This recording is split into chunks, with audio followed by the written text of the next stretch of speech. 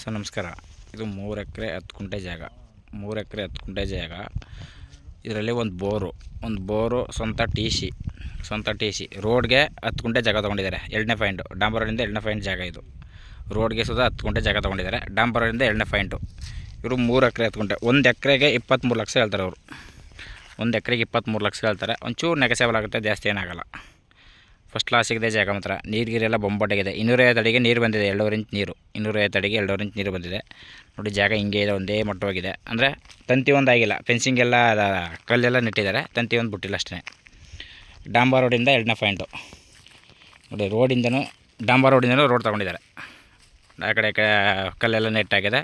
ಇನ್ನೊಬ್ರು ಅಲ್ಕೋಬೇಕು ಅನ್ನೋ ಅವಶ್ಯಕತೆ ಇಲ್ಲ. ಜಾಗ ಮಾತ್ರ ಚೆನ್ನಾಗಿದೆ ಜಾಗ. 3 ಎಕರೆ 10 ಗುಂಟೆ. 23 ಲಕ್ಷ ಹೇಳ್ತಾರೆ. ಒಂಚೂರು ನೆಗೆಸೇಬಲ್ ಆಗುತ್ತೆ. ಬೆಂಗಳೂರಿಂದ 180 kilometre, Mysuru 60 kilometre, Nanjangud 30 kilometre. ಜಾಗ ಮಾತ್ರ ಹಿಂಗೆ ಇದೆ ನೋಡಿ ಸರ್. ಅಲ್ಲಿ ಕಾಣ್ತಾ ಇದೆಯಲ್ಲ, ಅದೇ ಡಾಂಬರ್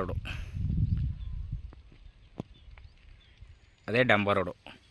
ರೋಡಿಂದನೂ ಜಾಗ ತೊಗೊಂಡಿದ್ದಾರೆ ಅವರು. ರೋಡ್ಗೆ 10 ಗುಂಟೆ ತೊಗೊಂಡಿದ್ದಾರೆ. ಜಾಗ ಚೆನ್ನಾಗಿದೆ ನೋಡಿ ಸರ್. ಇಷ್ಟ ಆದರೆ ಕಾಲ್ ಮಾಡಿ, ಶೇರ್ ಮಾಡಿ. Okay sir, thank you.